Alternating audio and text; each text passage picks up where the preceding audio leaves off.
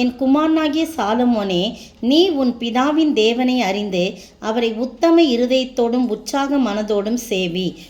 1 நாளாகமம் 28:9 முன்பகுதி. இந்த புதிய மாதத்தின் காலை வேளையிலே நம்முடைய ஆண்டவராகிய கர்த்தரை சேவிக்கும்படி தாவீது தன்னுடைய குமாரனாகிய சாலமோனுக்கு புத்தி சொல்வது போல பரிசுத்த ஆவியான ஒவ்வொருவரோடும் பேசுகின்றார்.